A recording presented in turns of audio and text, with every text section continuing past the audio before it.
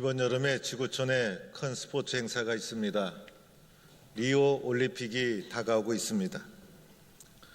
오늘 스포츠 행사를 지켜보면 우리나라가 많이 성숙해졌다는 것을 느끼게 됩니다.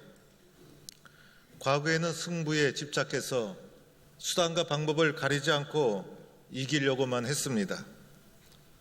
그런데 요즘은 경기가 끝난 후에 인터뷰하는 것을 보면 많이 성숙해졌다는 것을 느끼게 됩니다.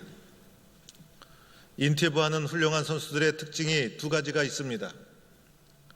첫째는 저는 경기를 즐겼습니다. 이렇게 인터뷰를 합니다. 최선을 다해 싸웠지만은 때로는 승리하지 못하더라도 상대방을 존중하고 게임을 즐겼다는 것을 만족합니다. 최고의 게임을 했어도 그리고 즐겁게 게임을 했음에도 불구하고 승부에 졌으면 깨끗이 승복하는 스포츠 정신을 가지고 있습니다. 과거에는 모든 목적이 이기는 것이었습니다. 그래서 스포츠 정신을 구현하는 것보다 게임에 지게 되면 부모가 돌아가신 것처럼 대성통곡하고 이기게 되면 온 나라를 얻은 것처럼 기뻐하고 크게 환호했던 것이 과거의 모습이었습니다. 그러나 이제는 나는 게임을 즐깁니다. 그래서 이렇게 즐기는 자가 훌륭한 사람이 되는 것이고 건강을 유지할 수 있는 것이고 오래오래 선수로 뛸 수가 있는 것이고 대부분 훌륭한 선수는 나는 즐겼습니다. 이렇게 인터뷰를 하는 것을 보게 됩니다. 두 번째 특징은 개인보다도 팀을 우선하고 있습니다. 개인보다 우리의 팀이 중요합니다. 우리의 팀이 이겨서 행복합니다. 우리의 팀의 승리를 기여하게 되어서 조금이나마 도움이 되어서 저는 만족합니다. 과거에는 골을 넣은 사람 한 사람은 스타가 되었어요. 그리고 내가 골을 넣었다, 내가 승리를 가져왔다, 자기 자신을 앞세웠는데 이제는 나보다도 팀의 승리를 앞세우게 되고 우리 팀이 승리하게 되고 다른 동료들이 다 도와주어서 이렇게 되었습니다라고 하면서 자신보다도 팀의 승리를 우선하는 것을 보게 됩니다. 여러분, 이런 모습이 성숙하고 훌륭하지 않습니까? 우리 그리스도인들이 배워야 될 정신이요 자세라 생각이 됩니다. 세상 속에 살아가는 우리들은 마치 경기를 하는 자와도 같습니다. 축구 경기하듯 야구 경기하듯 신앙의 경기, 영적인 경기를 하며 달려가고 있는데 이런 스포츠 정신을 때로는 배워야 한다 생각이 됩니다. 그래서 우리는 이 경기를 즐겨야 하는 것입니다. 최선을 다하되 즐거운 마음으로 신앙의 게임을 즐기는 것이고 그리고 팀 정신을 기억해야 합니다. 나 혼자만 잘해서도 안 되는 것이고 함께 승리하는 길을 찾아야 되는 것이고 함께 승리할 수 있도록 서로가 도움을 주는 자가 되어야 한다는 것입니다. 오늘 말씀 골로새서는 골로새 교회의 사도 바울이 보낸 서신이었습니다. 이 골로새라는 도시는 에베소에서 180km 동쪽에 떨어진 도시였습니다.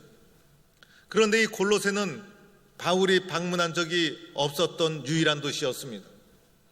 사도 바울이 방문한 적이 없음에도 불구하고 이곳에 교회가 세워지게 되었는데 이곳에 교회를 세운 사람은 에바브라라는 사람이었습니다. 이 사람이 에베소를 방문했다가 에베소에서 복음을 전하는 사도 바울을 만나게 되고 그 복음을 듣고 예수를 믿게 되어서 자기가 살던 골로새로 돌아가 그곳에 교회를 세워서 교회가 시작이 되었던 것입니다. 그런데 이 골로새 교회에 문제가 생기고 말았습니다. 거짓 가르침이 교회 속에 침투가 되고 말았던 것입니다. 바울이 직접 방문한 것도 아니었죠. 사도의 가르침을 받은 것도 아니었죠. 간접적으로 복음을 듣고 교회를 세웠으니 거짓 사도들, 거짓 가르침이 교회에 침투했을 때 그것을 막아낼 영적인 능력이 내부에 없었던 것입니다. 이것을 어떻게 판단할 것인가? 판단의 기준도 부족했어요. 복음에 대한 이해도 부족했어요. 골로새서 2장 8절에 보면 누가 철학과 헛된 속임수로 너희를 사로잡을까 주의하라. 이것은 현재 골로새 교회가 처한 현실을 말해주고 있는 것입니다. 골로새 교회는 율법을 강조하는 유대주의자들, 금욕주의자들, 그리고 특정한 음식을 강조하고 날짜를 주장하는 미신적인 사람들, 천사를 숭배하는 사람들, 여러 가지 문화와 영적인 옷을 입고 종교적이고 미신적인 형태가 교회 속에 많이 침투해 들어오고 있었던 것입니다. 이러한 영적인 위기를 어떻게 극복할 수 있을까? 어떻게 하면 이런 영적인 위기를 극복해 나갈 수 있을까? 바울은 골로새 교회가 당한 영적인 혼란을 잘 듣고 복음적으로 기준을 제시하고 기독교 교리를 정확하게 설명해 나가기 시작합니다. 그것이 골로새서 1장 2장의 내용으로 구성되어 있습니다. 사도 바울이 1장 2장에서 강조하는 것은 예수 그리스도의 십자가의 사건인 것입니다.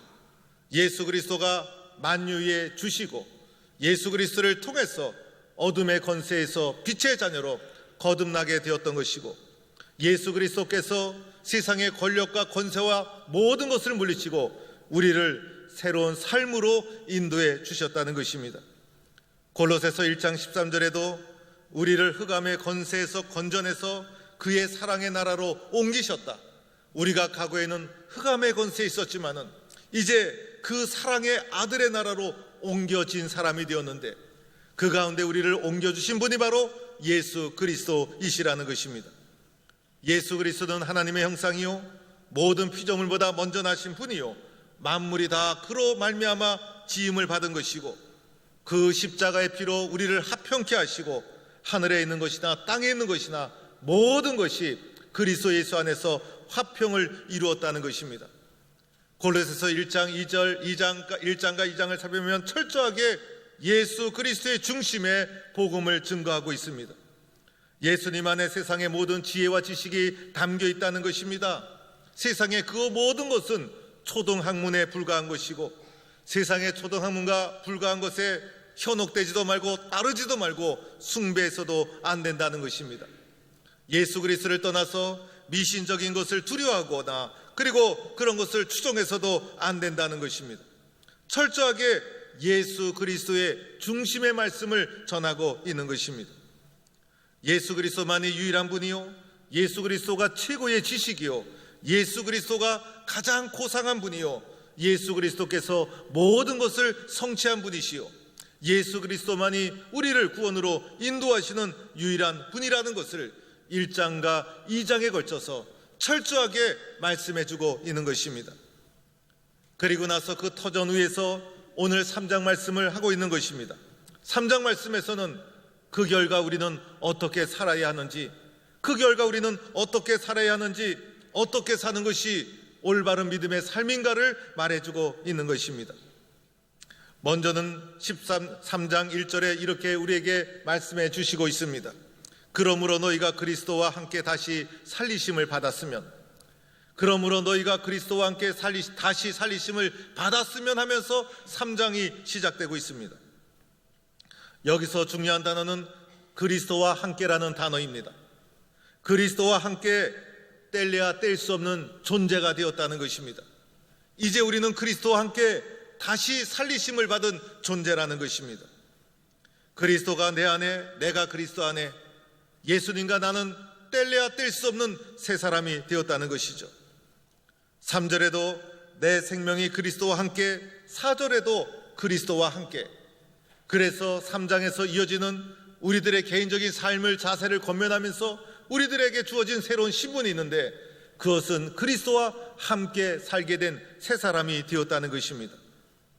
그리스도와 함께 사는 사람, 그리스도와 함께 동행하는 사람, 그리스도가 내 안에 있는 사람, 내가 그리스도 안에 있는 사람, 이것이 변화된 나의 신분이라는 것입니다.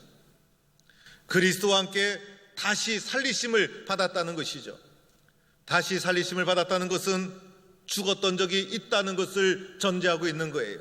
다시 살리심을 받았다는 것은 죽었던 적이 있다는 것을 전제하고 있는 말씀인 것입니다. 그리스도와 함께 다시 살리심을 받았다는 것은 내가 그리스도와 함께하는 그 순간, 내가 그리스도를 영접하는 그 순간, 예수 그리스도를 믿는 그 순간 나에게는 죽은 것이 있고 새롭게 살아난 것이 있다는 것입니다. 그래서 그리스도와 함께 다시 죽고 다시 살리심을 받았다, 이렇게 말해주고 있는 것입니다. 그러면 그리스도와 함께 죽었던 것이 무엇일까요? 그리스도와 함께 죽어야 할 것이 무엇일까요? 그리스도와 함께 죽어야 될 것은 땅에 있는 것, 땅에 속한 지체들은 죽어야 한다, 이렇게 말해줍니다. 우리가 죽어야 될 내용이 5절 이하에 나오고 있습니다. 먼저는 음행과 음란이 죽어야 된다는 것입니다. 타락한 본성에 얼마나 음란한 본성이 도사리고 있습니까? 이것이 죽어야 한다는 것입니다. 사욕이 죽어야 한다고 합니다. 더러운 욕망을 가리키고 있는 것입니다. 개인적으로 추구하는 잘못된 욕망들 죽어야 한다는 것입니다. 악한 정욕도 죽어야 한다는 것입니다. 자신의 정욕을 악한 방법으로 추구하는 욕심, 이것도 마땅히 죽어야 한다는 것입니다. 탐심도 죽어야 합니다. 탐심을 우상숭배라고 하는데 우상숭배는 결국은 개인적인 탐심의 결과라는 것입니다. 이 모든 것은 타락한 본성에서 나오는 것이고 예수 그리스도와 함께 십자가에서 이미 다 죽었음을 선포해야 된다는 것입니다. 9절과 10절에도 계속해서 죽어야 될 것이 나옵니다. 분노가 죽어야 합니다. 오늘날 우리들은 분노 조절을 잘하지 못해서 장애를 겪는 적이 있지 않습니까? 이 분노가 마땅히 죽어야 한다는 것입니다. 노여움도 죽어야 한다는 것입니다. 악한 의도, 다른 사람을 악한 의도를 가지고 공격하는 것, 이것도 죽어야 한다는 것입니다. 다른 사람을 비방하고 회방하고 쓰러뜨리고 넘어뜨리는 것, 이것도 그리스도 안에서 마땅히 죽어야 한다는 것입니다. 부끄러운 말도 죽어야 합니다. 우리가 되돌아보면 우리 입에서 나오는 부끄러운 말들이 얼마나 많습니까? 이것 또한 죽어야 되는 것이고, 또한 거짓말도 죽어야 한다. 상습적으로 습관적으로 하는 거짓말, 이것도 마땅히 죽어야 한다는 것입니다. 내가 죽어야 될 이 모든 것 중에 혹시 나에게 해당되는 것은 없는가? 그리고 내가 가장 약한 것은 무엇인가? 내가 반복적으로 약하고 쓰러지고 있는 것이 무엇인가? 그리고 내 마음에 가장 걸리는 것이 무엇인가? 그런데 더 큰 문제는 이러한 것들이 골로새 교회 안에서 일어나고 있었다는 것입니다. 어느 날 교회 안에서도 예수 믿음에도 불구하고 마땅히 죽어야 될 것이 죽지 못해서 우리 가운데 이런 것이 또다시 일어날 수 있다는 것입니다. 이 모든 것이 끊임없이 나에게 영향을 끼칩니다. 우리는 이러한 땅의 지체에 얽매이며 살아가고 있어요. 과거에 우리는 이것에 살면서 이렇게 행동하고 우리의 삶에 익숙한 요소들이었습니다.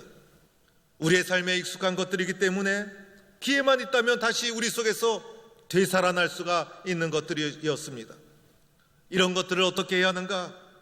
오늘 바울은 생각하지도 말라고 합니다. 이런 것들을 생각하지도 말라. 모든 것은 생각에서 시작이 되고 있다는 것입니다. 이러한 모든 것들은, 땅의 지체들은 아예 생각하지도 말라. 그리고 더 나아가 이 모든 것들은 마땅히 죽어야 한다는 것입니다. 오늘 3절 말씀에도 죽었고 라고 하면서 현재 완료를 가리키고 있어요. 그래서 이 땅의 모든 지체는 이미 그리스도와 함께 다시 살리심을 받는 그 순간 우리 속에서 이미 죽었다는 것입니다. 5절에 가서는 땅에 있는 지체를 죽여라 라고 하면서 명령형으로 우리에게 말씀하고 있습니다. 명령은 순종해야 되는 것이죠. 그래서 이 모든 것은 순종해야 된다. 그래서 죽었음을 인정하고, 그리고 죽이라는 주님의 명령 앞에, 말씀 앞에 순종하고, 그래서 우리는 땅의 지체의 것을 죽이는 자가 되어야 한다는 것입니다. 죽는 자는 말이 없는 것입니다. 사도 바울은 이렇게 고백했죠. 나는 세상에 대해서 죽고 세상은 나에 대해서 죽었다. 나는 세상적으로 죽은 사람이다. 그리고 세상은 나에 대해서 죽었다. 세상의 그 어떤 것도 나를 유혹할 수가 없다. 세상 앞에서 죽음을 선언한 사람이 사도 바울이었습니다. 우리도 세상 앞에서 이 모든 것이 죽었음을 선포해야 된다는 것입니다. 이것이 죽지 않으면 거짓 가르침이 교회 속에 들어올 때 우리 속에 과거에 익숙했던 탐심과 욕심과 정욕이 되살아나서 이것이 나의 삶을 위협하고 개인의 삶을 쓰러뜨리고 공동체를 혼란케 하고 결국은 하나님의 진노를 피할 수 없는 존재가 되고 만다는 것입니다. 내가 죽어야 교회가 살고, 내가 죽어야 예수가 살고, 내가 죽어야 복음이 살고, 내가 죽어야 복음이 드러나는 것입니다. 이렇게 죽어야 함에도 불구하고 마땅히 죽지 못하는 데서 문제가 생기고 만다는 것입니다. 오늘 골로새서 3장에서 사도 바울이 우리에게 권면하는 것은 땅의 지체를 죽여라. 마땅히 죽어야 될 것이 죽어야 한다는 것입니다.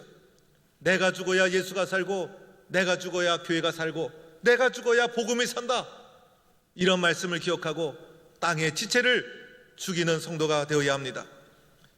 이렇게 땅의 지체가 죽은 후에 그리스도와 함께 다시 살아나는 것이 있죠. 그리스도와 함께 다시 살아나야 되는 것이, 그리스도와 함께 다시 새 사람으로 땅의 지체를 죽이고 살아난 사람이 바로 그리스도인인 것입니다. 그리스도와 함께 다시 살아난 새 사람이 된 우리들, 이제는 무엇을 해야 합니까? 위의 것을 추구하는 자가 되어야 한다는 것입니다. 위의 것을 찾아야 한다는 것입니다. 여기서 말하는 위의 것은 바로 그리스도 예수를 가리키고 있는 것입니다.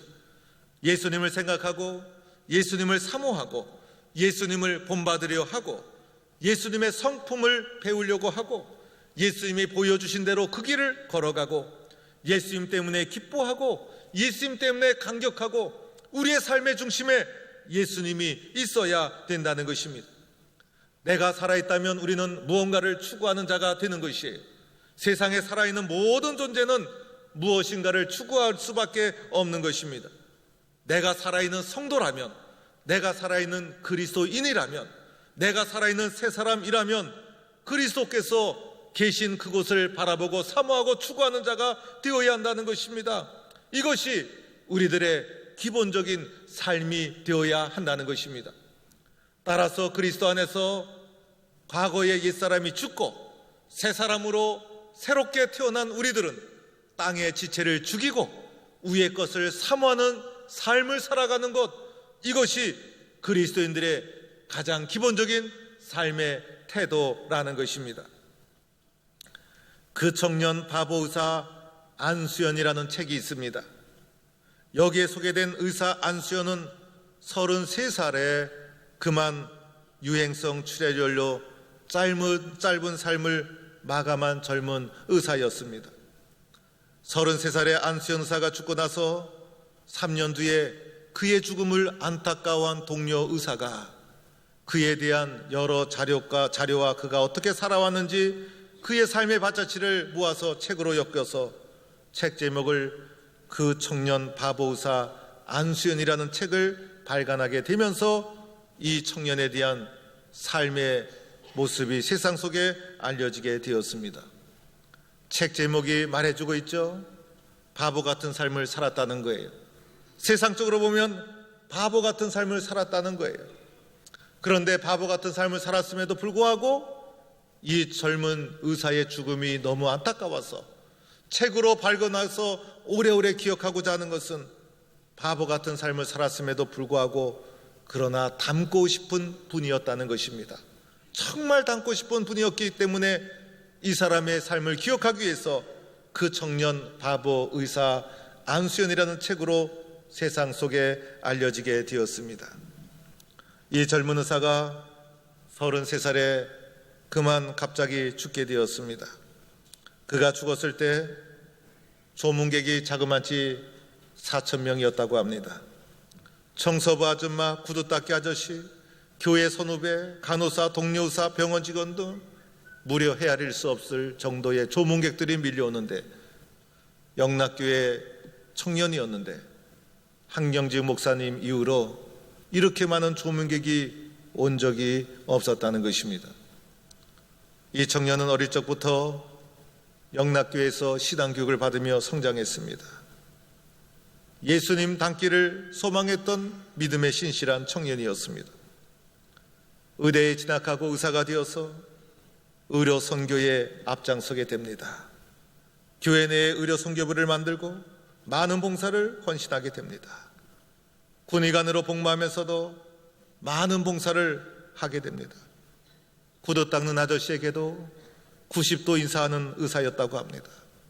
청소부 아줌마도 귀하게 여기고 한 사람의 인격도 소홀하게 여기지 않았다는 것입니다. 행패 부리는, 술 취해서 행패 부리는 환자도 사랑으로 끝까지 돌봐주었다고 합니다. 의료 분교가 나서 파업을 할 때도 중환자실 환자들을 떠날 수가 없어서 중환자실을 끝까지 밤을 지새우며 지켰다는 것입니다. 이 청년 의사는 항상 자기보다도 남을 위하는 삶을 살았습니다. 보잘것없는 자도 귀하게 여겼다는 거예요. 열정적이고 희생적이고 헌신적이었다는 것이에요. 그가 죽자 많은 사람들은 이렇게 고백했어요. 그의 삶에서 예수님의 흔적이 있었다. 그를 생각하면 예수님이 기억난다. 그의 삶에는 예수님의 흔적이 있었다. 그런데 갑자기 33살 예수님과 똑같은 나이에 유행성 출혈열로 안타깝게 죽고 말았습니다.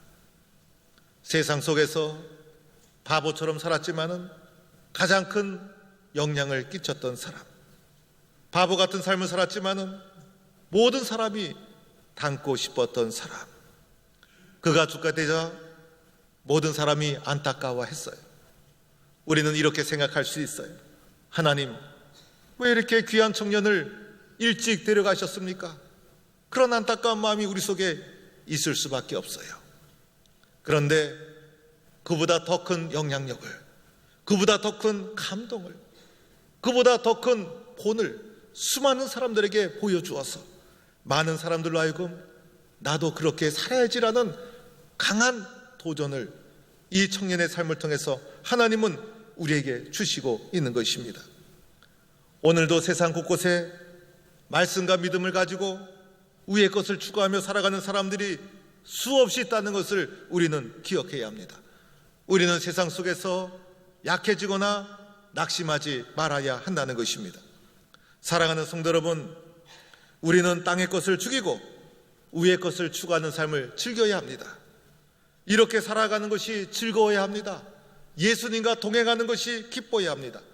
예수님을 생각하고 말씀에 순종하고 그분의 말씀에 함께하고 주님이 나를 도와주시고 주님의 말씀을 묵상하고 주님의 말씀에 순종하고 때로는 세상이 보기에 바보 같은 삶으로 보일지라도 이 삶을 즐겨야 합니다.